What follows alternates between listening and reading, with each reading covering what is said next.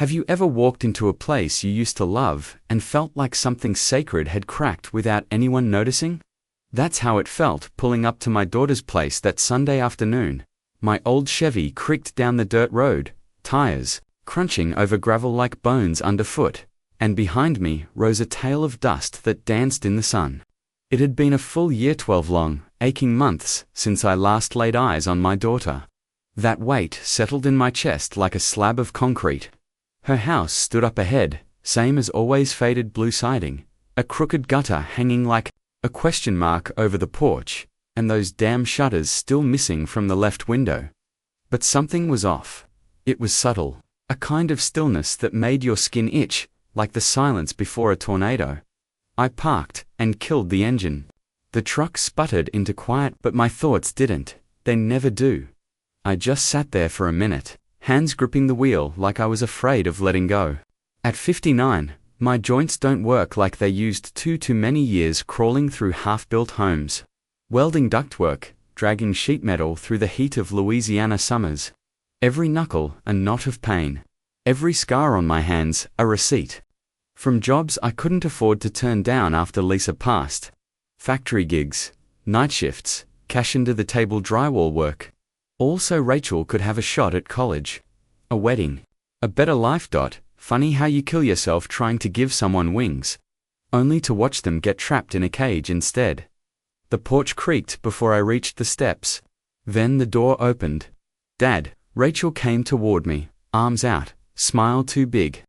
Too fast. It didn't sit right, like she was trying to convince both of us it was real. She wrapped her arms around me, and when I hugged her back, I felt her flinch. Just a flicker, like someone caught in a cold wind. Hey, Peanut, I said. My voice rougher than I wanted. She let go too soon, already stepping back inside, like she couldn't get away fast enough, and that's when I saw it. The faint, bruised greenish shallow wonder, her left cheekbone. Makeup had tried to hide it, but I wasn't blind. Not to that. Come in. Kyle's inside. Mum made coffee, she said, not quite meeting my eyes. The words sounded normal, casual even. But they landed wrong, like a line from a play she didn't believe in anymore. I followed her in, my boots thudding against the hardwood. The air inside smelled like cinnamon and something burnt, probably from her mother-in-law's attempts at hospitality. Ramona was one of those women who kept a smile stapled to her face and never said anything that didn't sound like it came from a Bible verse or a Pinterest board. You ever been in a house where everything looks right, but you still feel like you shouldn't sit down? That's what this place felt like. Too clean, too quiet, too polite. Kyle sat at the table with a newspaper he wasn't reading. Big guy, never liked him. The kind of man who calls your daughter sweetheart in public and God knows what behind closed doors. He looked up, gave me a tight smile. Well, look who the wind blew in. I nodded. Didn't smile back. Ramona offered me coffee in a floral mug that said, "Bless this mester." Irony wasn't lost on me. I took it with a thanks, sat down across from Kyle, and watched Rachel hover at the counter like a ghost in her own kitchen. And for the life of me, I couldn't figure out how we got here. From scraped knees and soccer games to this house full of eggshells and secrets no one dared say out loud. I wish I'd said something then. I wish I'd pulled her aside and told her I saw it, the mark, the way she moved like she was always bracing for something. But I didn't, not yet. I just sipped my coffee, bitter as regret, and waited for the storm I felt in my bones. What do you think he should have done right then and there? Drop your thoughts in the comments. I'm reading all of them. And if you've ever had to pretend things were okay just to keep the peace, you're not alone. This story's for you.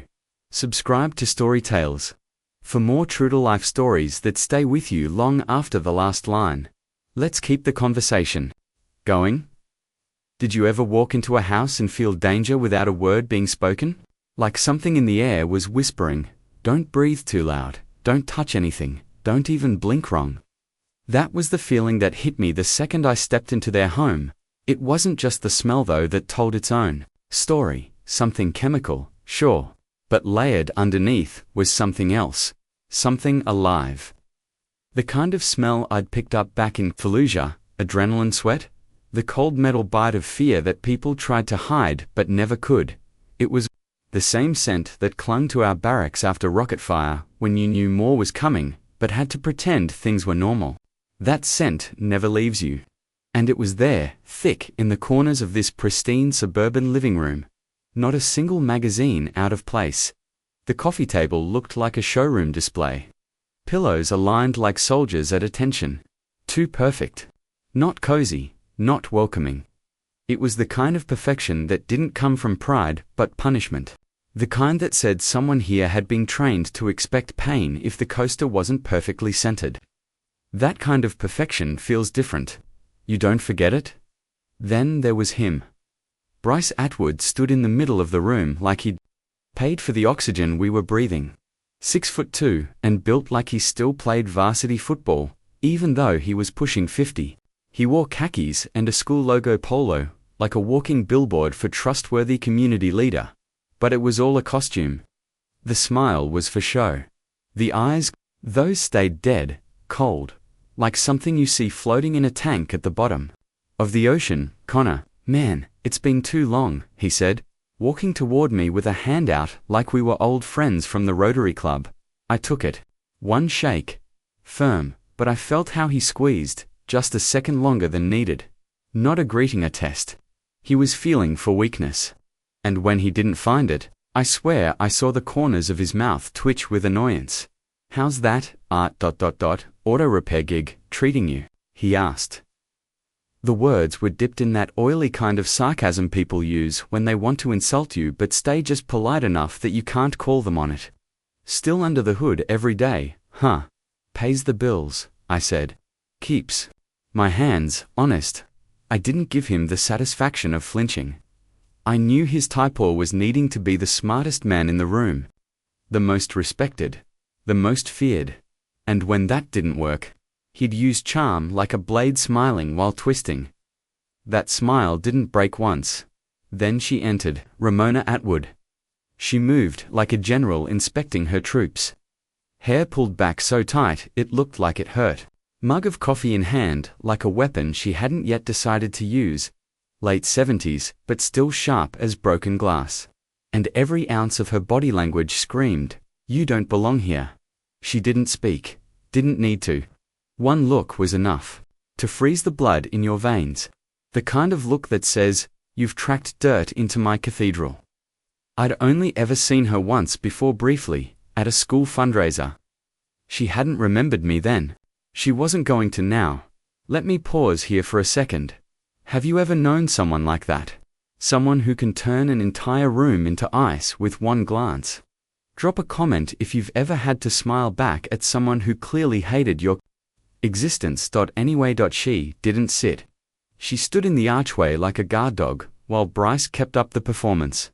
We're real proud of Nate, you know. Captain of the football team this year.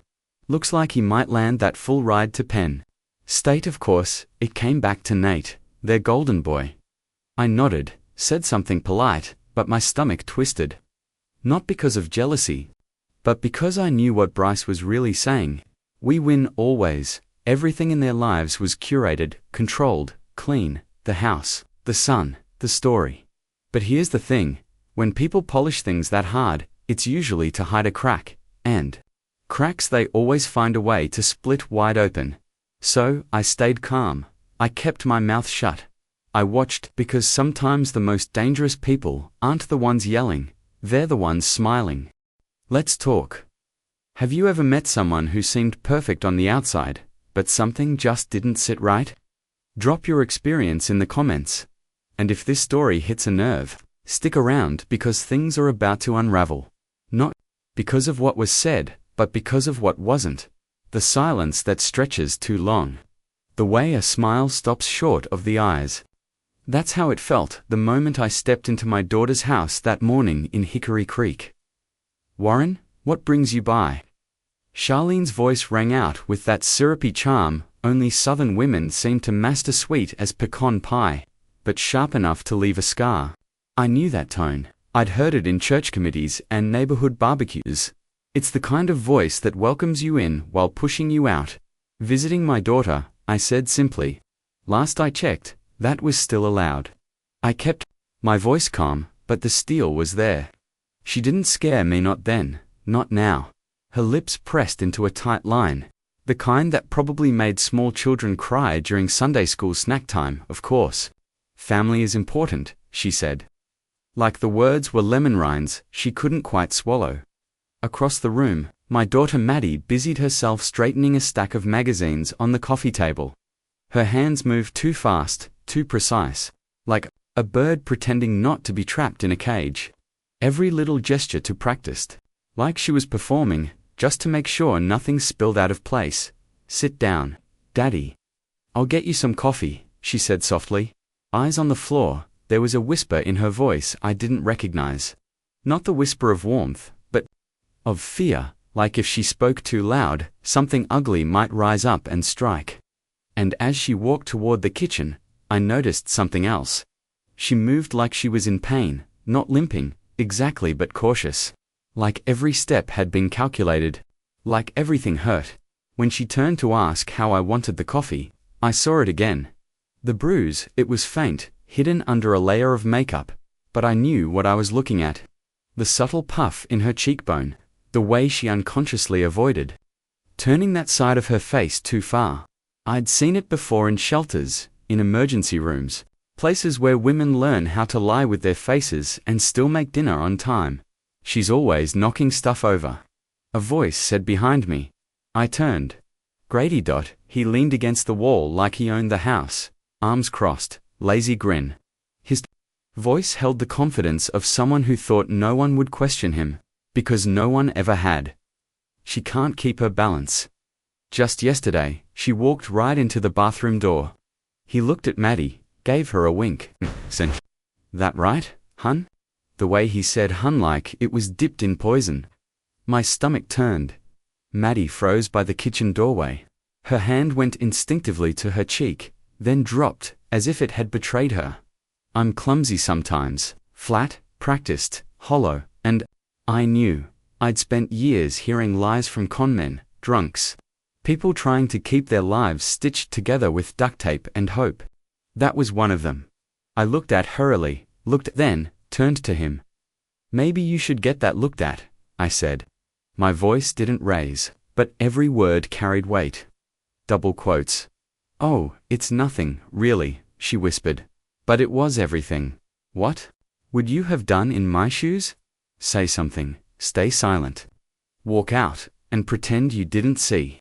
Let me know in the comments, because maybe someone out there needs to hear your story too. And if you've ever seen someone smile through pain, you already know sometimes silence is the loudest scream. Have you ever looked someone you love in the eyes and realized they were begging for help but couldn't say it out loud? That moment hit me like a freight train the second I found that note. It started on a Sunday afternoon in late October. The air had that brittle feel it gets right before winter sets in. I was visiting my daughter, Allison, for the first time in 6 months. Not by choice. I'd been trying to respect her boundaries, or, more accurately, the walls her husband had put up. They lived in a modest house just outside Tulsa, surrounded by fields and silence. Too much silence. Her mother would have said something sharp the second she walked through that door. I kept it inside. The house was spotless, but cold. Pictures, no music. Just the low hum of the fridge, and the sound of tension. Allison, her stepmother Janine, called from the living room, settling into a recliner like she owned the place. You know, some women just aren't cut out for homemaking. Takes a special kind of grace. My jaw tightened. I glanced at Allison. Shea said nothing, just disappeared into the kitchen with her shoulders hunched, like she was trying to fold herself smaller. That's when Rick chimed in. Sitting back on the couch like a king on his throne. She tries, he said with a smirk. But you know how women get emotional, a little scatterbrained. Lucky she's got us to keep her balanced. I clenched my fists so hard, I felt my nails bite into my palms. I'd spent most of my life in carpentry, building homes, not breaking them. But sitting there, watching my girl shrink into herself, like that tit, made my blood boil. I wanted to flip that coffee table and remind Rick he wasn't nearly as strong as he thought, Allison came back with coffee in a chipped mug. Her hands trembled slightly as she placed it in front of Janine. "Thank you, sweetheart," the older woman said. "Sweet as vinegar." We sat like that for 20 minutes, Rick, talking about his men's league basketball team like it was the NBA.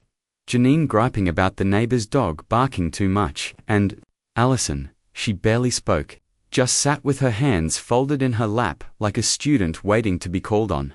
When I finally stood up to leave, she walked me out to the driveway. The wind had picked up, cold and sharp.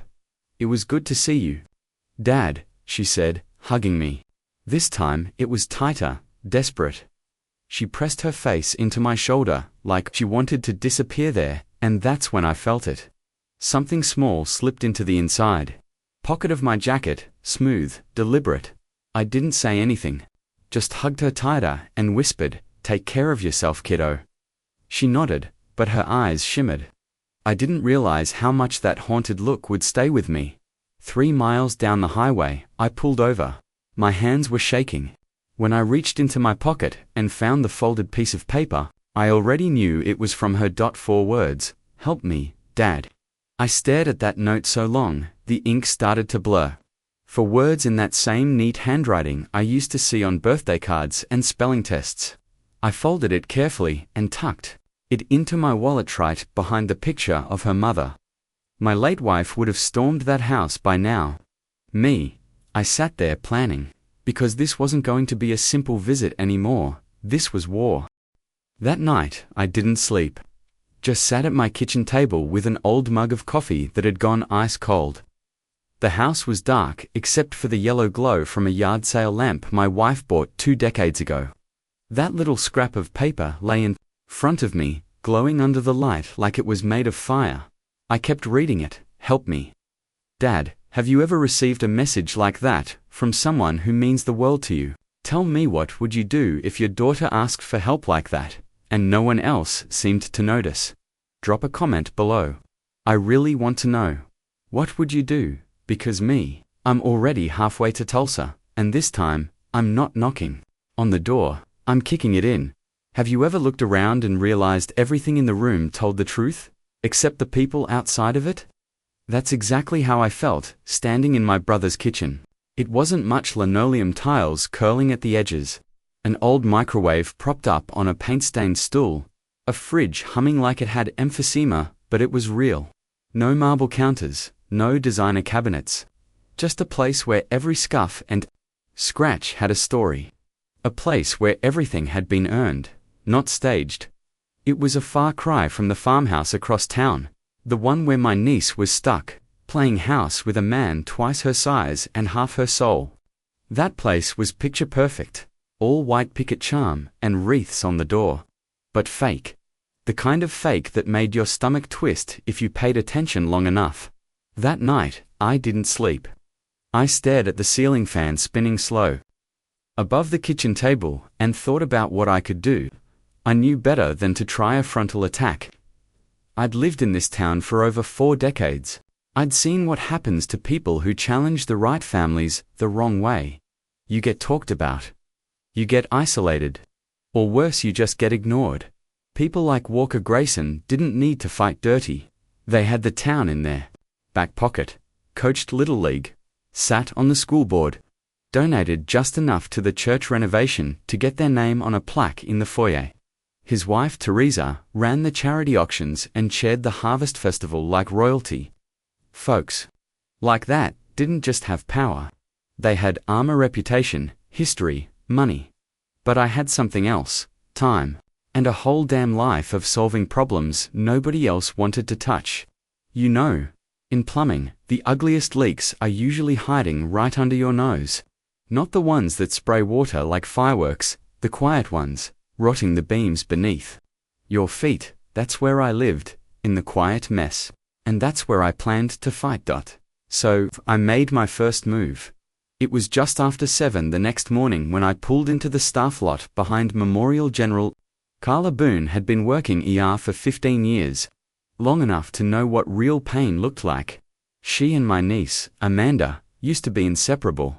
Back when they were kids, before Amanda married into the Grayson family and started pretending She didn't remember the people who helped raise her. Carla never liked the Graysons, said they walked into every room like they were owed something just for showing up. She wasn't wrong. Carla and I hadn't talked in years, but I knew she was the kind of woman who still remembered what loyalty meant. I figured she might know something, or at least be willing to listen. I found her in the break room, chewing on what looked like a turkey sandwich wrapped in sadness and cellophane. Harsh fluorescent light bounced off the steel countertops and made everyone look like they hadn't slept in days. The air was thick with bleach and something unspoken. I stepped in, hands in my jacket pockets. "Hey Carla, it's been a while." She looked up, blinked, tilted her head like she was trying to recognize an old song. "Well, I'll be damned," she said. "Wesley Moore, I thought you moved to Oregon or joined a monastery or something." I smiled, half. "Turns out, I'm just stubborn." She nodded once and gestured to the seat across from her. "Sit. But if you're about Amanda, you better tread careful." That was the thing about small towns. Everyone already knew your business. Half the time, they knew it before you did. And Carla had always been sharp. Sharp enough to know when things didn't add up. The bruises Amanda claimed came from clumsiness. The way she avoided eye contact any time someone asked how she was doing. You don't spend 15 years working nights in an ER without learning the difference between an accident and a warning. Signed. So we talked, quietly, carefully, like two people trying not to light a match in a room full of gas. Now here's where I want to ask you, if someone you love was trapped behind a smile, what would you do? Drop a comment. I want to know, because this story doesn't end with one conversation in a break room. No, it starts there. Just like every repair starts with finding the first crack. Have you ever felt like the truth was right in front of you, but no one dared to say it out loud? That's exactly how I felt the moment I walked into the hospital break room and saw Linda sitting alone with her half-eaten sandwich and a coffee that had probably gone cold. She looked up when I came in, didn't smile, just watched me like she already knew I wasn't here for pleasantries. Her scrubs were wrinkled, tired, her eyes even more so. I pulled out the chair across from her and sat down. I folded my hands on the table. My fingers were still stained with engine grease and bits of iron shavings from the garage. They always are. Working with busted transmissions leaves its mark. "I need to ask you something." "About Emma," I said quietly. Her face changed immediately. I'd seen that look before. Nurses can smell pain and guilt. "What about her?" she asked, her voice carefully neutral. "How many times has she been here?" I said. "To the ER, I mean. You know I can't." She stopped mid-sentence. "The script, the one they drill into them from day one, HIPAA liability, confidentiality." "I'm her father," I said, barely above a whisper. She didn't answer right away, she just looked at me. Long enough that I heard everything in that silence. Monitors beeped softly down the hall. A janitor's mop squeaked somewhere on the vinyl floors. Somewhere, someone laughed. Oblivious. Linda finally set down her sandwich and leaned forward on her elbows. "Officially, I can't tell you anything," she said. "Patient privacy laws exist for a reason. I could lose my job." Then, after a pause, her voice softened. "Unofficially. Too many times." That hit me harder than I expected. "Always the same story," she went on. "She slipped, she fell, she bumped into a cabinet, tripped over a rug. The kind of excuses you only believe when you really, really want to." I just stared at her. My throat was dry, my hands clenched. "Do you believe them?" I asked. Linda's jaw tensed. Her voice lowered, but there was steel in it. "I've been a nurse for 22 years, Jack. You think I don't know what domestic abuse looks like? The way they flinch. The stories that never quite add up. The bruises in all the places that don't show when you're dressed for church." She was angry now. And honestly, so was I. "What kind of injuries?" I asked. She looked around, then spoke in a low, tired voice. "Bruised ribs, sprained wrists. The lip we had to stitch up last month." Said she bit it sneezing too hard. Who bites their own lip so bad it needs stitches? I shook my head. I knew she was telling the truth. I'd seen Emma wear long sleeves in July. I just didn't want to see it then. She makes sure they're always the kind of injuries that won't mess with appearances, Linda continued bitterly. Nothing that would embarrass the family or, God forbid, affect Ryan's image as a rising star coach. Ryan, that name alone made my stomach turn. My voice was barely steady. Does anyone else know? Dr. Monroe suspects. So do half the nurses, but that's not enough. Suspecting and proving, whole different game. Why? I asked, even though I knew. Because Ryan's got friends. A lot of them. On the school board. On the city council. He plays the hero in public, and a tyrant in private. And folks around here, they look the other way, because that's easier. I felt the heat rise in my chest. That familiar kind of fury that makes you want to tear something apart with your bare hands, but I kept calm, mostly. What would it take? I asked. Linda looked at me like she'd waited years for someone to ask that question. Documentation, photos, statements. Someone brave enough to go on record, someone willing to go up against the golden boy of Fairhope. She met my eyes. And in that moment, I understood exactly what she meant. That's a lot to ask, I said. Yeah, she replied. It is. I stood up to leave. Jack, she said, stopping me at the door. I turned. If you're thinking of stepping in, be careful. Guys like Ryan don't let go of their control, easy, and when they feel it slipping, they get dangerous. Nodded, and then I left. My next stop. Parker and Winlaw, down on Main, because if Emma couldn't fight for herself, I would. Now I'm curious, what would you do in my shoes? Would you confront the man head-on? Gather the evidence quietly? Let me know in the comments. Your thoughts might help someone else find their courage. Have you ever had to pretend something was just hypothetical to keep yourself safe? Like you were telling someone else's story, but deep down, you were talking about your own? That's what it felt like the day I walked into Travis Monroe's law office, tucked between a rundown tire shop and a coffee joint off Maple Street. The building was the kind of place people didn't expect much from: peeling paint, warped floors, narrow windows that hadn't opened right in decades. But Travis saw things clearly. He looked up from his cluttered desk, squinting over his glasses. Didn't think I'd see you again, he said, setting down a yellow legal pad. Need legal advice? I nodded and sat down, not sure if I was ready for the conversation. We'd worked together years ago when his neighbor tried to sue him over a tree that didn't even belong to her. I'd seen back then that Travis was calm under pressure, never loud, but always dangerous in the courtroom. He took the cases other attorneys sidestepped, and after his own bitter divorce, he understood what it meant to feel cornered by the very systems that were supposed to protect you. This is hypothetical, I began, eyes on a crooked picture frame behind him. Say there's a woman, she wants to leave her husband, he's abusive. What are her options? Travis leaned back slowly, watching me carefully. Depends. She got her own income. Any assets, kids? No kids, no job, no bank account, no car. Everything's in his name: house, phone plan, even the grocery store rewards card. He let out a low whistle. So she's not just being abused, she's financially imprisoned. Makes it harder to break out. He paused, then asked, "We talking about someone you know?" I forced a small laugh. Just a scenario. He didn't buy it, but he also didn't push.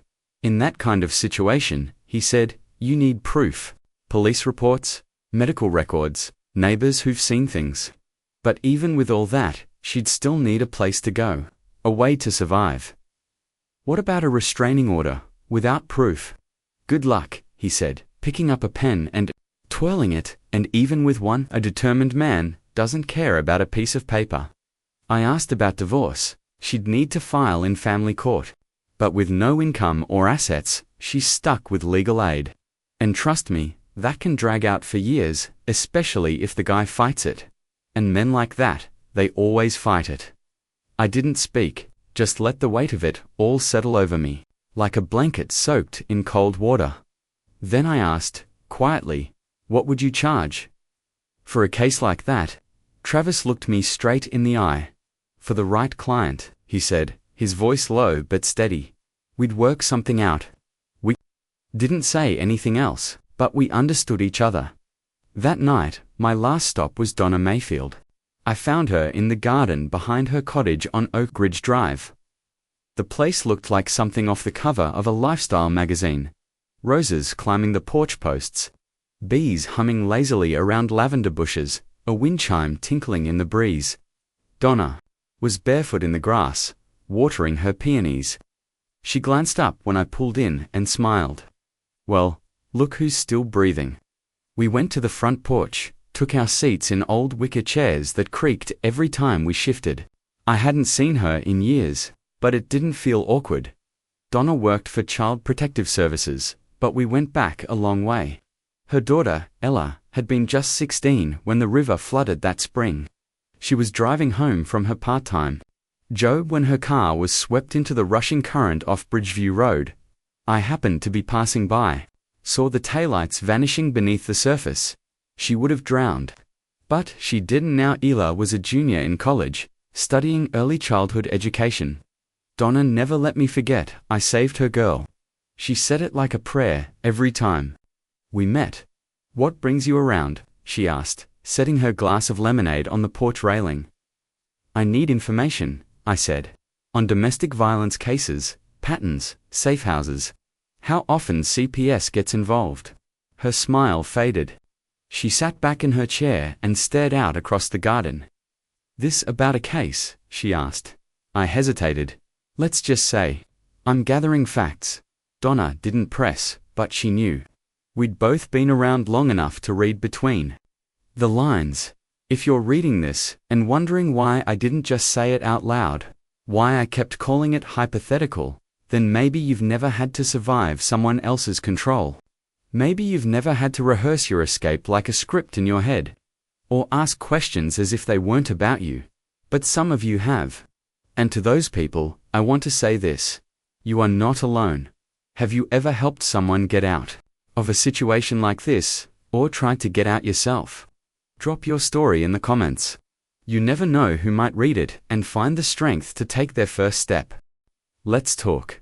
That's the feeling I couldn't shake the last time I visited my cousin, Marlene. We were sitting on her back porch in rural Kentucky, drinking iced tea, pretending things were fine. But everything in her eyes said otherwise. Do you think abuse always leaves bruises? I asked her neighbor, Claire, a retired social worker who'd seen more than her share of hard stories. Claire didn't answer right away. Instead, she watched a hummingbird flicker near her feeder. Her silence filled the space like thunder before a storm. Finally, she said, Are we talking about someone we know? I didn't say yes. I didn't have to. She turned slightly toward me. I can't talk about open cases. I'm not asking about a case, I replied.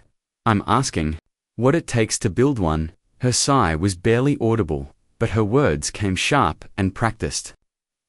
You need documentation, medical records, police reports, witnesses, if you're lucky.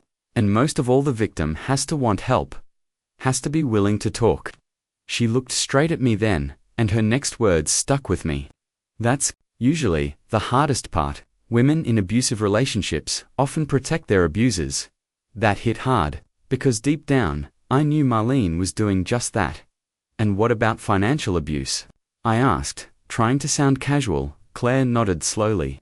Harder to prove, but just as damaging. When someone controls every dollar, every card, every account, it's prison without bars. Can you catch them if they're sloppy, but smart ones? They don't leave marks. They don't hit where it shows. They manipulate through silence, fear, and isolation. But they all slip up. Eventually, I stayed quiet, letting her words settle like dust after a storm. Then Claire's voice softened. If this is about who I think it is, be careful. Really.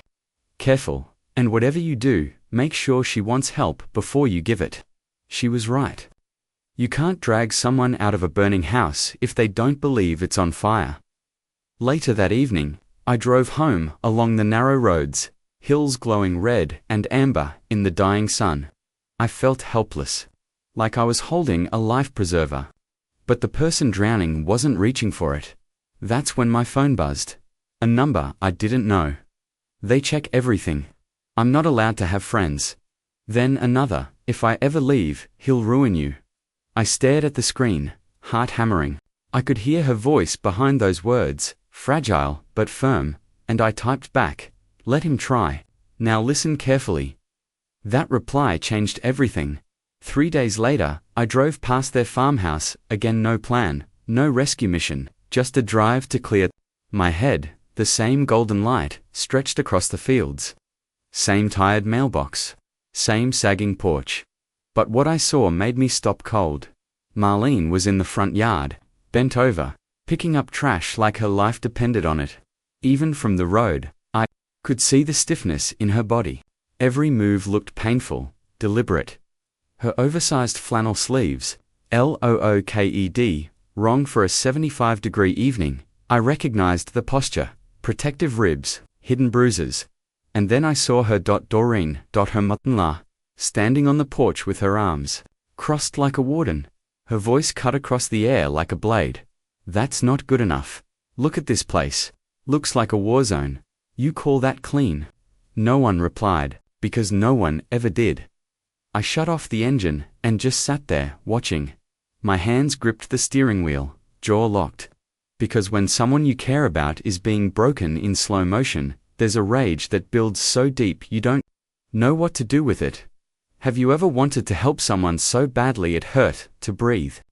Drop a comment if you've ever been in a situation where you knew something wasn't right, but weren't sure how to step in.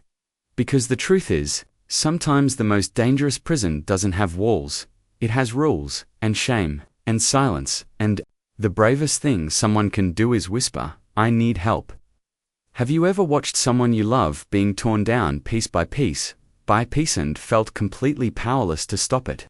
That's what it was like watching my daughter from the cab of my old Dodge, parked just far enough down the road to stay out of sight. Her hands were full of damp leaves and scraps of paper, her movements slow and beaten down. Even her back looked tired, rounded shoulders, like she'd forgotten what it felt like to stand proud. You didn't finish it. Most isn't all. And now you need to rake it again. Marlene snapped from the porch, arms crossed, lips curled in that sneer. She always wore like perfume. I just raked it yesterday. Savannah's voice was soft. Not weak, just worn. But I caught a glimpse of the fire that used to burn bright in her. The girl who stood up to bullies. The one who used to argue over curfew like she was pleading a court case. Are you arguing with me? That shut it all down. Sharp, icy, every syllable like broken glass under bare feet. You could see Savannah fold in on herself. Her voice vanished, shoulders dropped. The spark flickered out. No, ma'am, I'll rake it again. See that? You do. And when that's done, the gutters need cleaning. Should have been handled weeks ago. A proper woman takes care of her home. Each word was a blade. Meant to humiliate. To reduce her to nothing. I sat frozen behind the wheel, fists clenched, tight on the steering wheel. I wanted to storm up that driveway and drag Marlene back inside by the collar of that cheap cardigan she always wore like it gave her power. But I didn't. I stayed where I was, like a coward. My phone buzzed in my lap. A message, same number. One I'd programmed into that burner flip phone I left tucked in her coat pocket after we met for coffee 2 mornings ago. Can you see me? I looked up. Savannah was facing the road, near the curb, nowhere close to seeing my truck behind the hedges, but somehow, she knew. I typed fast. I see you. I can't talk long, they'll notice. From the window, Marlene appeared again, like a gargoyle, just standing there, watching. Always watching. Another message. What do you need? Time. I'm trying, Daddy, but they watch everything. I keep the phone hidden, but I can only use it when she's asleep or gone, I thought. Back to that old flip phone. Nothing fancy, no camera. Just signal and buttons. The kind of thing no one her age used anymore, which made it perfect. Can you write things down? Keep a record. Dates. What happens. Times. Maybe hide it. There's a vent cover in my room that's loose. I could tape the pages behind it. Do it. Just be careful, if she finds it. A long pause, then, Daddy, I'm scared. That broke me, just shattered me inside. This was the same girl who used to climb on top of the shed just to prove she could, who once held her own in a debate tournament with the flu, who caught a copperhead once barehanded because she thought her little brother might step on it. And now she was scared of the woman inside that house. I know, baby girl, I texted back. But we're going to fix this. One step at a time, trust me. She slid the phone back in her pocket and bent down to gather the last of the leaves. I watched her walk back toward the porch, where Marlene was already pointing at something else. A light that needed fixing. A fence post leaning sideways. It was always something, always another demand. I started the truck. I had to drive away. Before I did something reckless, something I couldn't take back. But inside, I made myself a promise. This doesn't end like this, not for her. That's what it felt like. Not the kind of war you read about in history books. No flags, no armies. In uniform, just quiet battles fought behind closed doors, between whispered threats and bruises nobody wanted to explain. And I was done standing on the sidelines. 2 weeks after it all began, I had my team. Each person picked not by chance, but for what they could bring to the table and what they were willing to risk.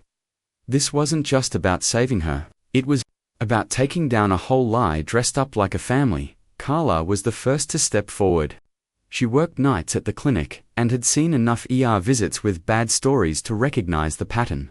It's always the same, she told me. Slipped on ice, burned her hand cooking. Tripped over the cat, only there was no cat. She'd been keeping informal notes, nothing official, but now she started logging every visit, every date, every bruise, a real paper trail. The kind a judge couldn't just wave away, cold, precise, damning. Meanwhile, Willow's quiet legal mind was in full research mode. Tennessee law is a maze when it comes to domestic abuse, financial coercion, and protective orders. But Will was meticulous. He mapped everything out like a field, general timelines, evidence standards, response windows. This wasn't going to be fast or simple, but it was winnable. If we played smart. Donna, bless her, came in like a hurricane. Retired social worker, tough as nails. She said something I'll never forget. You don't need kids in the house for it to count as domestic violence. The state protects people, too, not just minors.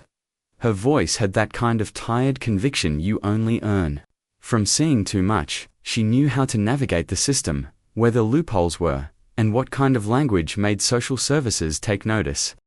But the strongest soldier in this fight, that was Anna. I didn't expect her to have that much fire left, but she surprised all of us. She started keeping a journal hidden behind a loose vent in the bedroom she shared with Grady. She wrote every day, nothing flowery, just the facts. March 3rd, G got mad about dinner being late, pushed me into the counter. Ramona laughed and said I deserved it. March 5th, G took my keys, said I don't need to go anywhere without him. Grocery shopping. He said Ramona could drive me. Like I'm 12. March 8th, Ramona called me a worthless breeder. G said, I'm lucky I'm even good for that, barely. It was brutal to read. But we knew a journal wasn't enough. Not in court. Not in a case where the abuser wore a button-down shirt and kept a polite smile for the neighbors. We needed more. So I made a move. I showed up one Saturday afternoon with a gift bag and my pulse hammering in my throat. Grady answered the door. Still had that used car charm in his eyes. Well, look who it is, he said. All teeth. Didn't expect you today. I kept my voice even. Brought Anna something. Little housewarming gift. He eyed the bag. She's in the living room. The second I stepped inside, I saw her. Sitting by the window, folding laundry like it was the only thing holding her together. She looked up and that flicker of relief in her face told me everything. Hey daddy, hey baby girl. I set the bag in her lap. Brought you something. She opened it slowly, like she was afraid of what might be inside.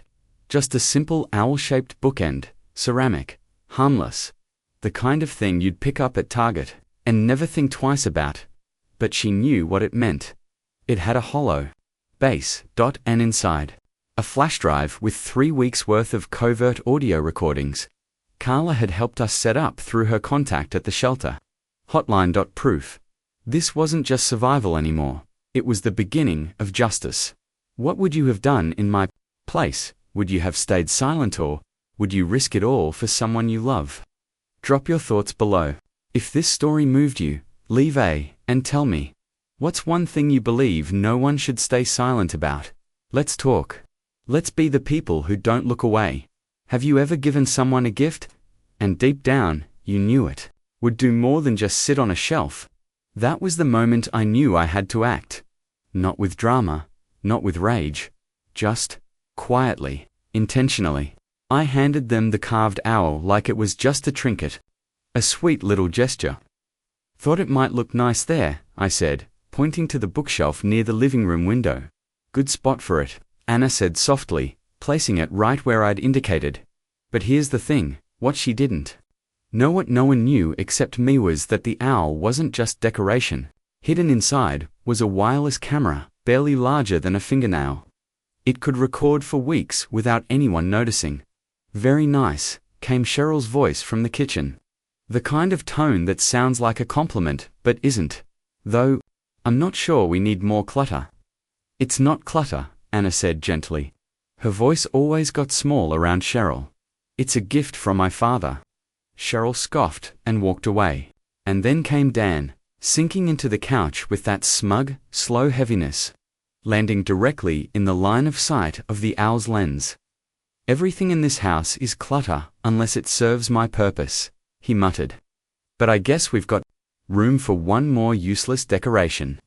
I stayed another hour pretending to chat, pretending to laugh, watching their little show of family harmony. But underneath it all, I saw it. The flinch when Dan raised his voice.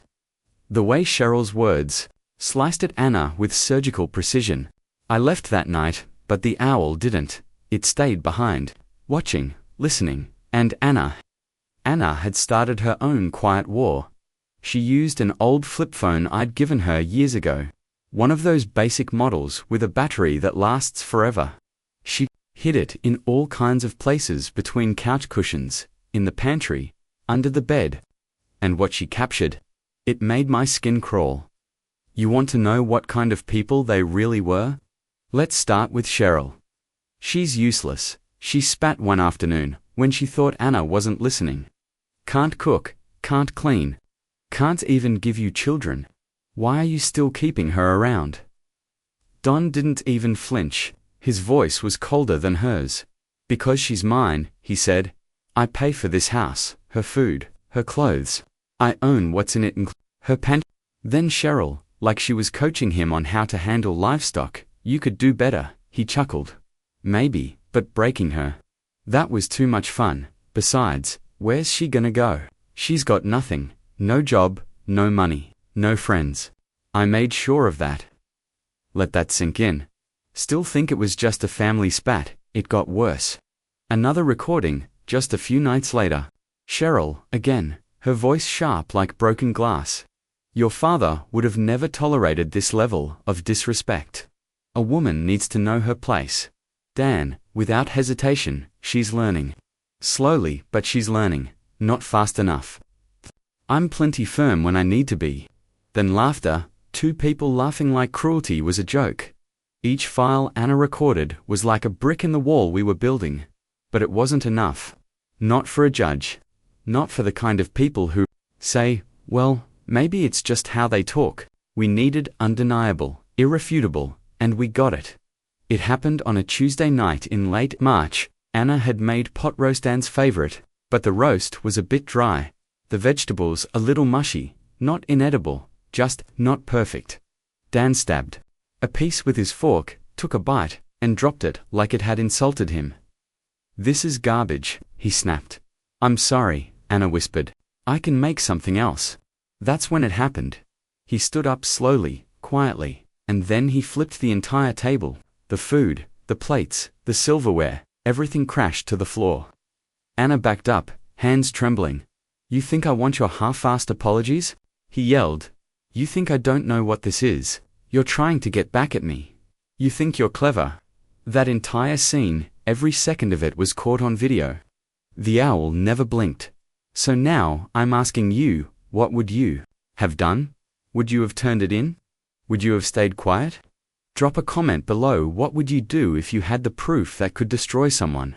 Because Anna gave me the green light that same night, and the very next morning, I walked into the sheriff's office with the camera, the phone, the SD card and a sworn statement. They watched every second, listened to every word. And for once, justice didn't stall. Don was arrested that afternoon. Cheryl followed a few days later. Sometimes, the quietest people gather the loudest evidence, and sometimes, the smallest gift on a shelf is the loudest voice in the room. Have you ever watched someone you love twist into someone you don't recognize and still blamed yourself for it? I used to think that if I just tried harder, loved more, stayed quieter, it wouldn't get worse. But I was wrong. And it all came to a breaking point over dinner. On a Wednesday, I'll never forget. We were sitting around the table, Grady, his mother Ramona, and me. He'd been getting angrier lately, less predictable. I remember, I said, something about apologizing, something small, something stupid. And suddenly his voice rose like thunder, shaking something in my chest. I sank into my chair. You don't apologize. You fix it, he snapped. I blinked, confused. I don't even know what you want me to. The slap came out of nowhere, fast, brutal. My head whipped sideways, and the sound cracked across the room like a bullet. My ears rang, my skin burned. That's what you do, Grady muttered, cold and quiet. You shut your mouth and listen. And then she clapped. Ramona, sitting smug at the head of the table, slow clapping like it was some sick performance she'd been waiting for. Finally, she said, That's what she gets when she disobeys. Should have done it months ago. I didn't move, couldn't. My hand covered my cheek. Tears fell hot and silent. I didn't scream. I didn't speak. I just sat there as the owl-shaped bookend on the shelf stared back at me like it had seen everything. Because it had. Behind one of its glass eyes was a hidden camera. And that night, when everyone had gone to bed and the house creaked in its usual eerie quiety, crept back into the dining room. My hands were shaking so bad, I nearly dropped the memory card as I slid it into my old burner phone. Then, I uploaded the video to the secure email I'd set up weeks earlier, just in case. By morning, it was already in the right hands. CLE and NLIL, two of the only people I trusted, watched the video in silence. The slap, Ramona's approval. It was all there, sharp and undeniable. Lyle leaned forward, her voice barely a whisper. This is it. This is what we need. Carla, my nurse friend at the hospital, had already filed the mandatory domestic violence report. She'd been documenting everything, every unexplained bruise, every "I just fell in the garage" excuse. And now, it all came together. That same afternoon, Donna from Protective Services got the file. By sundown, she had already opened a full investigation. But we had to move fast. If Grady suspected anything, he'd snap Agon, or worse. He'd cut me off from the outside world entirely. While they prepared the legal paperwork, I stayed quiet. I didn't pack. I didn't run. I acted like everything was normal. The divorce petition cited irreconcilable differences and domestic abuse. We filed a motion for a protective order and emergency support. The evidence package included the video, audio recordings, my handwritten journal, and Carla's medical reports. By Thursday morning, it was official. That afternoon, a process server arrived at the farmhouse. Ramona opened the door. Her face went pale when she read the first line. I need to serve these to Mr. Grady Bryce as well. The server said. He's not home, she hissed. I'll wait. An hour later, Grady's truck rolled into the gravel drive. The moment he stepped out and saw the man with the envelope, his whole body stiffened. What the hell is this? He demanded. Divorce, petition, and restraining order, sir. The man replied calmly. You'll want to read them. There are court dates. Grady flipped through the papers, face burning, hands trembling. "Where is she?" he barked. "Where's my wife?" But I was already gone. While the papers were being served, I was at the police station with Glenn and Lyle. I filed my final report. The officers arranged for an escort to help me gather my things. I didn't take much, just 2 suitcases and my dignity finally intact. That night, I moved into Glenn's guest room. It smelled like fresh laundry and lavender. I hadn't slept without fear in so long. I didn't recognize the feeling of safety. Of course, Grady tried to control the story. He always had to be the victim in public. He hired one of those polished attorneys who helps rich families sweep scandals under the rug. He told everyone I was unstable. "She's not well," he said. "She's confused, hysterical." I'm sure you've heard that one before. But here's what I want to ask you. Right now, if you're reading this far, have you ever watched someone try to erase your truth with a smile? Because I did, and I refused to let him win. If you've ever been through something similar, or know someone who has, please leave a comment. Your voice matters. Speaking up matters, even if it shakes, even if it hurts. You're not alone. Have you ever seen the look in someone's eyes right before they hit you? Not out of rage, something colder than that. Something planned that happened to me, over dinner. One minute, I was asking a question, trying to understand what I'd done wrong. The next, my husband's hand came down like a hammer across my face. I didn't even cry out. I just, sat there, silent, frozen, like my body hadn't caught up to what just happened. "That's how you handle disobedience," he muttered, voice flat as a dead signal. Then I heard her clapping from the head of the table. His mother Barbara smiled. "Finally," she said, her voice full of poison. "Should have done that months ago." I pressed my palm to my cheek. It stung like fire, but I didn't move. I didn't scream. I didn't beg. I remembered because the brass owl on the shelf across the room, it wasn't just decoration. Inside it was a camera. A gift from a friend who had warned me. When it happens again, because it will record everything. That night, while the house slept, I slipped into the study. My hands trembled as I retrieved the memory card. I copied it to an old flip phone and uploaded it to a hidden email account we'd created months ago. Backup after backup. Just in case, by morning, the video was in the hands of people who actually gave a damn. Detective Glenn Watson and Nurse Lila Moreno sat in Glenn's office, watching it unfold. The slap, the silence, the smirk from Barbara. Lila's face was tight with anger. She'd already filed her hospital report the night before, listing every bruised rib, every accidental fall, every whispered lie I'd told to cover for him. This time, she didn't ask. She acted. Glenn didn't say much. Just leaned forward and whispered, "This is it. This is enough." By 2 p.m., Donna Hirsch from Family Protective Services had the footage. By 5:30, a formal investigation had been opened. We all knew the clock was ticking. If Ryan, my husband, got wind of what was coming, he could get violent, more violent, or worse, try to disappear me completely. The next day was a blur of paperwork. Glenn helped me draft a divorce petition. Lila connected me to a legal clinic for protective orders and emergency support. We stacked the file, the video, the medical notes, my journal entries, even an audio recording from last Thanksgiving. Everything was filed by Thursday morning. That afternoon, a process server drove up the gravel road to the ranch house where I used to live. Barbara answered the door, face puckered with suspicion.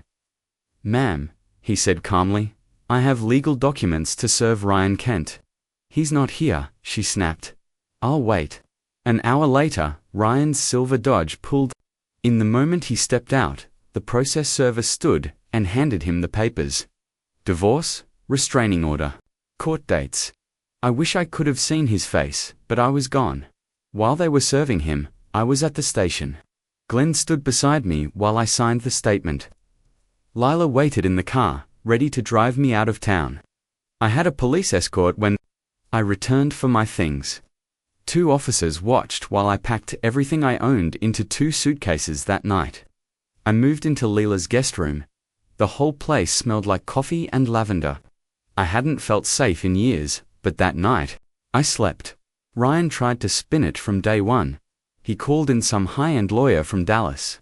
Someone who made their living managing domestic situations for rich men with reputations to protect. He told the neighbors I was unstable, that I'd been acting erratic, that I made the whole thing up for attention. But you know what speaks louder than lies? Video. Medical reports. Truth. People started asking questions. The same ones I'll ask you now. Why does it take proof burned onto a screen for people to believe a woman? Why do bruises need timestamps? Why do tears need witnesses? Let me know in the comments. Tell me if you've ever known someone who hid their pain behind a smile just to survive dinner, because I was one of them. Not anymore. Have you ever watched someone paint a perfect picture of their life, only to realize later they used lies for brushstrokes? That's exactly what happened to my sister, Amanda. And what we uncovered after the truth finally cracked open it shook the whole town. After Amanda filed for divorce, her ex, Mark, local high school basketball coach and community golden boy, ran straight to the press, claimed she was unhinged, that she fabricated everything for sympathy and a payday. One reporter even quoted him saying, "She's always been dramatic. I tried to get her help, she wouldn't take it." Disgusting, but we were ready for that. See, the day after Amanda got the restraining orders filed, a video surfaced. The one who leaked it quietly and to 3 different news stations at once. It was footage from their own front porch camera. Clear as day. High definition. No filters, just raw truth. Mark, red-faced, aggressive, slapped Amanda across the face. And the worst part, his mother Linda stood behind him, egging it on like it was some kind of sport. There was no spinning it, no talking around it. Within hours, the video went viral. By nightfall, news vans crowded their driveway. The town's so-called hero was exposed. The school suspended him. The school board called an emergency meeting. But that was just the surface. The real unraveling began when the investigators followed the money. Turns out, Linda, his sweet smiling Southern mama, had been siphoning money from Amanda for years. We found forged documents, fake signatures, rerouted inheritance checks. Amanda's own grandmother had left her a decent estate enough for a nest egg, and every penny had been diverted to accounts in Linda's name. It started the day Amanda married Mark. A slow drip of theft that no one noticed, until now. The district attorney didn't waste time. Charges were filed: domestic assault, financial fraud, conspiracy. Mark was arrested right there at the gym, in front of his players, cuffed like a common criminal. Linda, she got picked up at the family farm, screaming about blood loyalty while they put her in the cruiser. The front page of the Westfield Gazette said it all. Beloved coach and mother arrested in abuse and fraud case. But what mattered most wasn't the headline. It was the ripple effect. Former players came forward, telling stories about Mark's violent temper and outbursts behind closed doors. Parents shared weird run-ins with both Mark and Linda. Those moments you dismiss until you realize they were signs. Teachers spoke about Amanda withdrawing from everything after she married him, missing school events, ducking out of community fundraisers. She disappeared slowly, and no one saw it clearly until now. Their perfect image shattered. The trial started on a Monday. Cold as hell. Frost on the courthouse steps. I remember watching my breath in the air, thinking how fragile it all was. Reputation, trust, the things we pretend are real, and the truth. The truth finally had its day. Have you ever watched someone stand in court, not to seek revenge, but to reclaim themselves? That's what it felt like that morning as I walked into the Jefferson County Courthouse. The place was packed, every bench filled with locals who'd followed the case like it was their own family's dirty secret.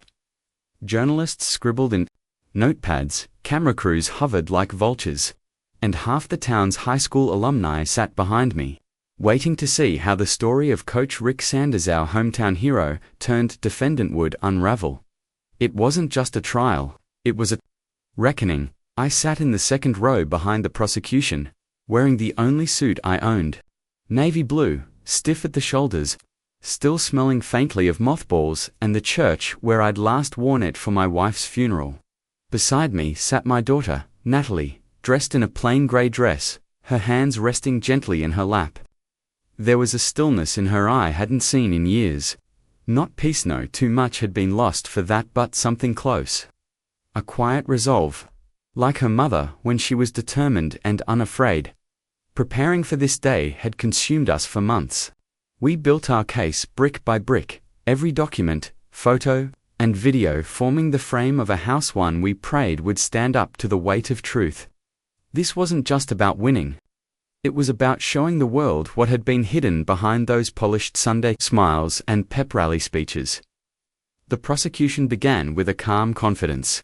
No drama, no shouting, just facts one after another. When the first video played, the room shifted. It showed Rick once the pride of Linfield High slapping my daughter so hard, the sound echoed off the walls. In the background, his new wife, Monica, clapped like it was some kind of twisted halftime show. I heard gasps. One juror, an older woman in pearls, covered her mouth. People weren't just watching evidence, they were watching their illusions die. Natalie's old friend Carla, now a nurse, took the stand next. Her voice didn't waver.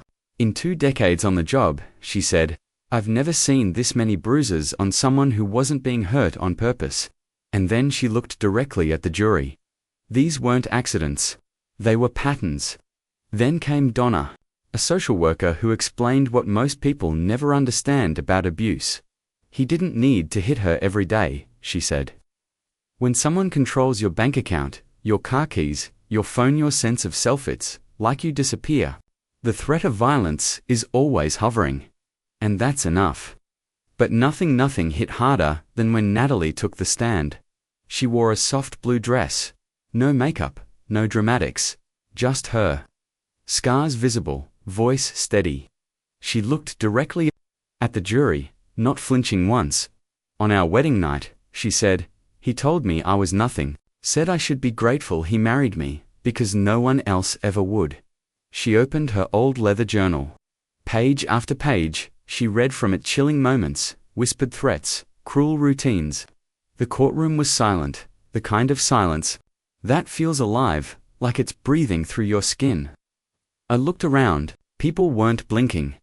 When Rick's attorney stood to cross-examine, he was smug, slick, like this was all a performance he'd already seen the ending to.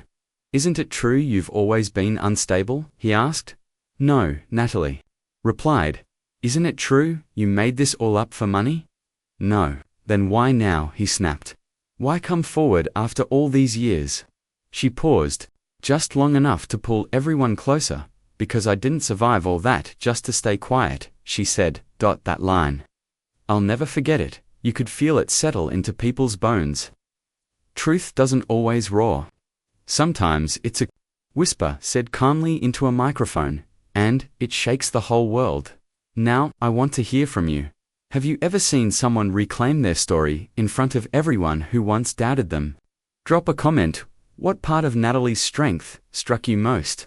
Let's talk about the power of truth. And what it means to speak it even when your voice shakes. Have you ever stayed in a place so long not because you wanted to, but because you truly believed you had nowhere else to go? That's how I lived for years. Not locked in a room or chained to a wall, but trapped just the same. Trapped by his words, his rules, his quiet smirks that told me no one else would want you anyway.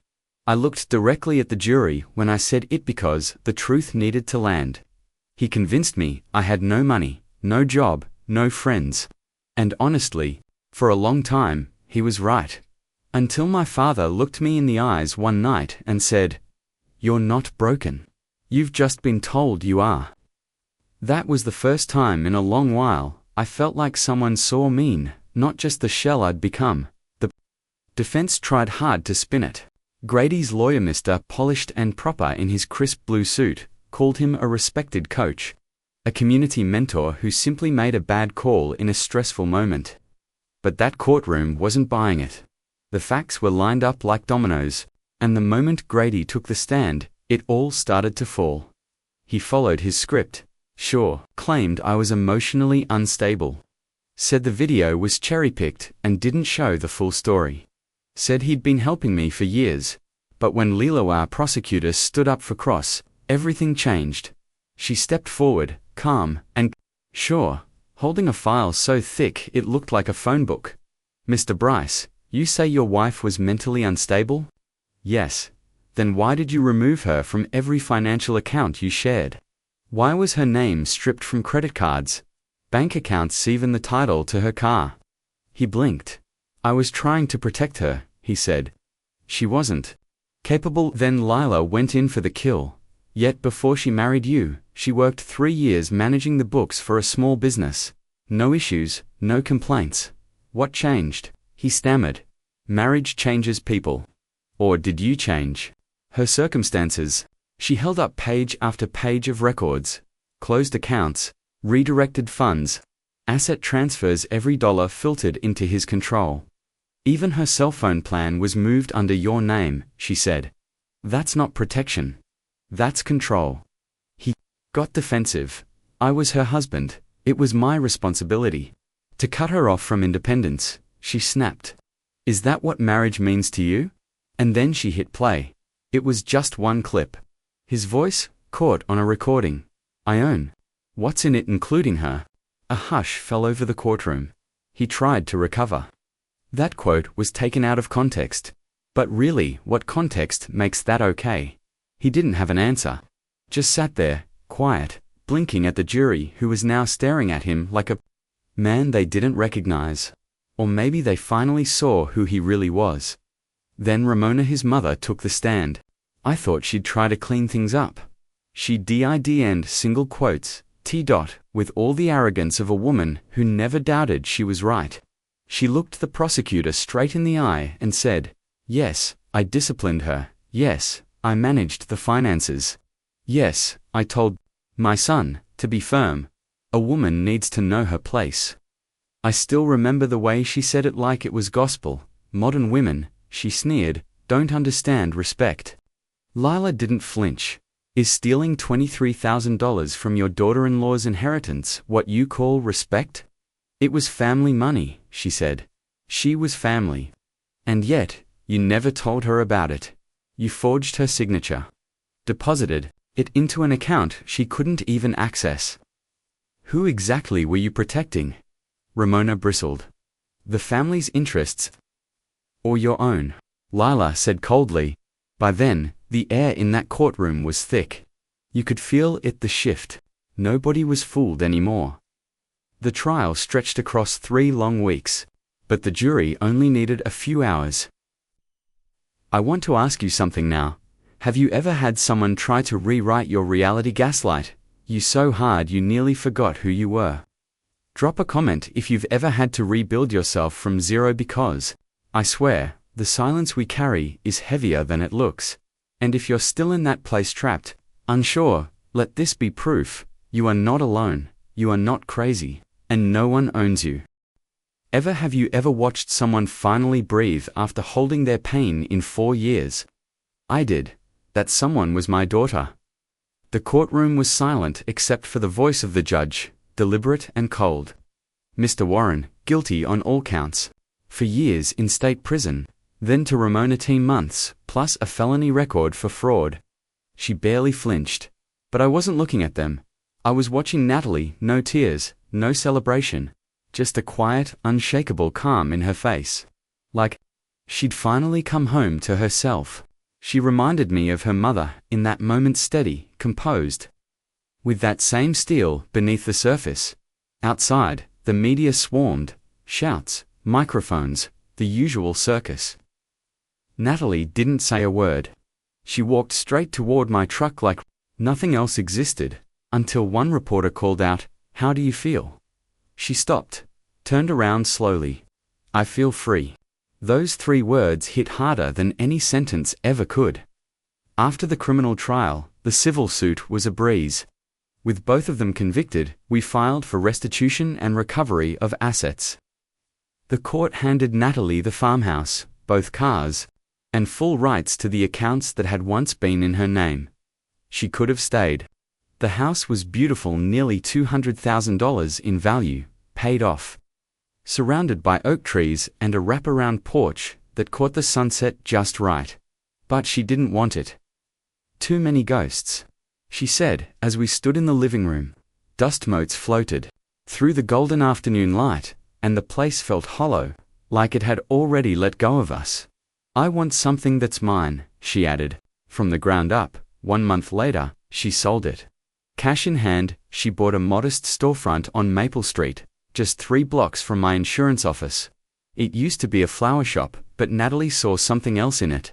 She transformed it into a ceramic studio. But not just any studio. It was a sanctuary, a place for women healing from abuse and manipulation. From years spent hiding bruises or doubts, or worse, their voices. She called it New Light Studio. Natalie didn't do it alone. Carla, a nurse who had left the hospital the year before, came on board. Together, they built something more than art. They offered support groups, medical guidance, legal resources, everything they wished they'd had when they needed a way out, and the community showed up. On opening day, a warm Saturday in early May, the whole town poured in. The sidewalk planters overflowed with tulips and daffodils Carla had arranged herself. People brought food, hugs, and stories. Some faces were familiar former students who'd found the courage to testify against Mr. Warren. Parents who had noticed the red flags years ago but didn't know what to say. Teachers who watched Natalie shrink into silence during that awful marriage. Others were strangers, women from neighboring counties. They stepped through the door tentatively, holding stories on the edges of their tongues. Some looked around nervously, like they didn't quite believe a place like this could exist. Others, they stood tall, survivors ready to help the next woman find her light. And there was Natalie, standing in the doorway in a soft yellow dress that made the gold in her hair glow in the afternoon sun. She smiled more that day than I'd seen her smile in the last decade. Not a forced, polite smile. A real one, alive, warm, hers. She moved from guest to guest, laughing, talking, showing off the pottery wheels and glazes, pointing to the back room where the groups would meet. You could see it in her eyes. She'd taken something broken and shaped it into something unshakably strong. When she finally stepped in front of the little crowd gathered outside, her voice rang out clear, confident.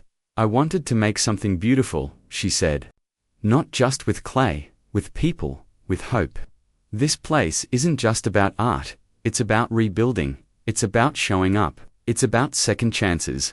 That line, it hit home, and people felt it. I did too, because sometimes beauty isn't what you create, it's what you survive, and what you choose to do after. Now I want to ask you something. What would your second chance look like?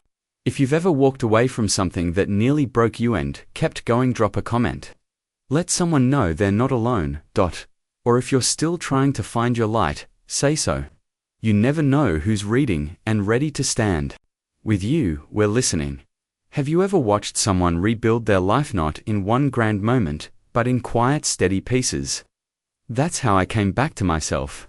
Not all at once, but in small, deliberate acts, like smoothing a jagged edge of clay or sanding down splinters from wood until they no longer cut.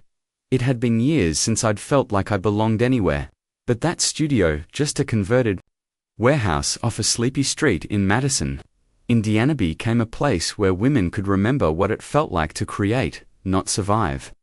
A space where the broken weren't treated like failures, but as raw material with potential. Clay could be reshaped. So could we. Everyone who came through the door seemed to understand that metaphor. You could see it in how they held their tools, in the way they stared at the spinning wheels, losing themselves in motion and silence. Lives like clay could be molded again with care, with time, with fire. From the back of the room, I remember seeing my father, Pete, watching quietly. He never said much in crowds, but that day, he looked at me like he saw me again. Like the daughter he once knew was finally stepping back into her skin. Strength isn't something you lose. He'd told me once when I was younger and shaking in fear, it can hide, get buried. But it never disappears, not really. I didn't believe him then. But I do now. The next week, he pulled up in front of the studio with his old blue truck, the one that still smelled like oil and pine. Full of lumber and tools, I leaned out the doorway. "What's all this?" He grinned, wiping sawdust from his shirt. "Thought I'd build you a bench for that courtyard you keep talking about." Out back, the courtyard wasn't much. Just a square of dirt and weeds, where Carla, one of our regulars, had started planting daisies. I'd mentioned just once, that it could use a quiet spot to sit. Somewhere to think, somewhere to cry. 3 days later, Dad had it done. Cedar planks on a black iron frame, strong, weathered. It smelled like something that would outlive us both. When I saw it, my breath caught not because of the bench, but because of the message he'd carved into the backslat. Deep, bold letters, "You don't break my blood." He didn't look up when I read it. Just kept wiping down the seat, like it wasn't a big deal. Like that phrase hadn't carried me through nights when I wanted to disappear. My daddy told me that once, he finally muttered. Right after he came back from Vietnam, said it when he was drunk and angry. But I never forgot it, and neither should you. I didn't mean to cry, but I did. It was the first time I had in months. Since the trial, since everything, he didn't. Flinch just said, "Your mum would have been proud of both of us." And that was all. 6 months later, a letter arrived. It was a Tuesday morning. Crisp airbirds, the usual hum of traffic outside the studio. I was sorting through bills and flyers when I saw the handwriting. Familiar, too familiar. My chest tightened, not from fear, but recognition. I didn't need to look at the return address to know it was from Ryan. Prison ink, and all it was. Thick, multiple pages, his classic handwriting, rounded, careful, like he always needed to look polite, even when being cruel. Probably full of apologies, laced with excuses.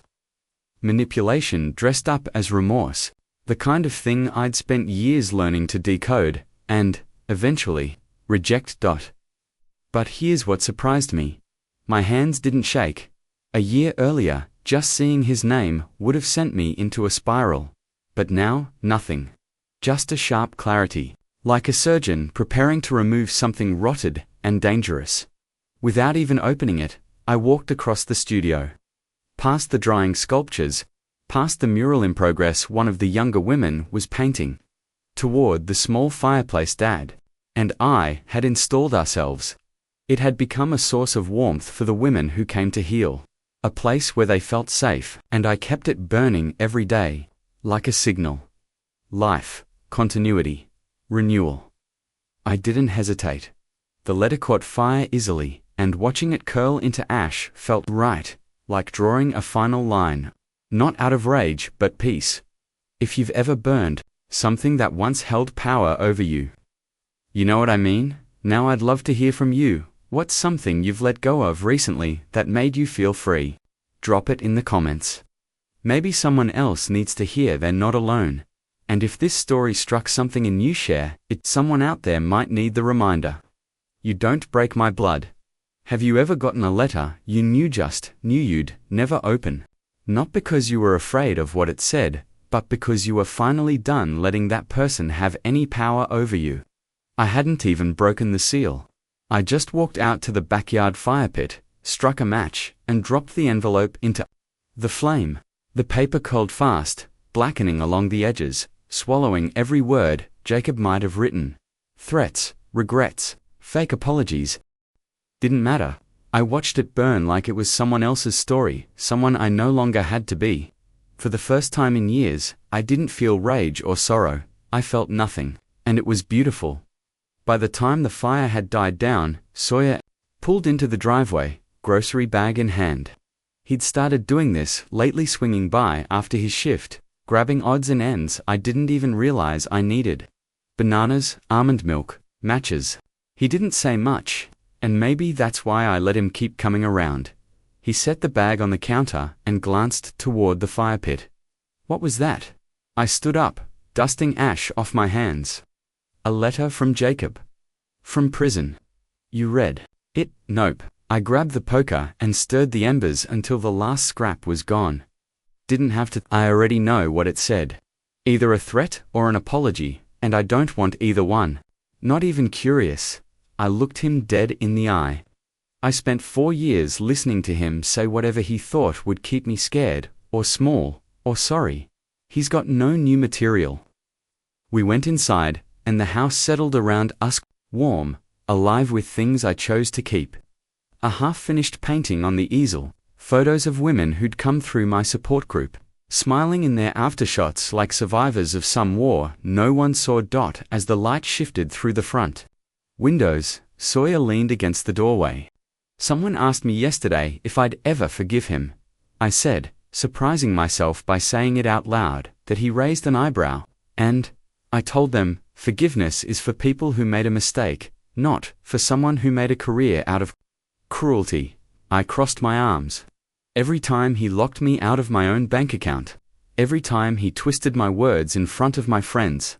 That wasn't a slip. That was a strategy. Sawyer was quiet for a beat, then nodded. My dad used to say something like that. Some people deserve grace.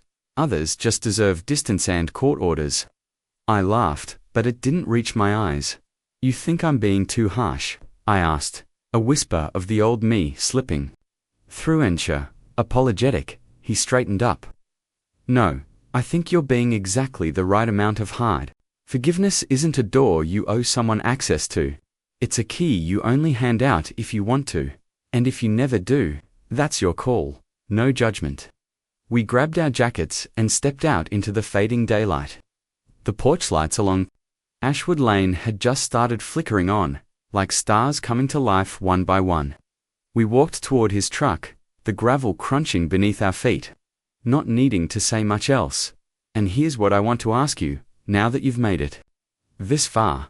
Have you ever had to burn something to let it go? Not just physically, but emotionally, spiritually? Drop your answer in the comments. I want to hear your stories. The raw ones. The brave ones. Because sometimes healing isn't soft. Sometimes, healing looks like ash. Have you ever looked around? A place you've known your whole life, and realized it had finally changed for the better. That's exactly how I felt one humid summer night in Rose Hollow. As fireflies blinked across the fields and neighbors gathered in their backyards like nothing had ever gone wrong. But things had gone wrong. Very wrong. And yet, here we were, burgers, clinking iced tea glasses, and laughing again. Not because we'd forgotten the pain, but because we'd faced it head-on. The past year had cracked this town open like a fault line. At first, folks didn't want to talk about it. Domestic violence wasn't something we were raised to speak about openly. But something shifted. People started using real words. No more whispering around family troubles.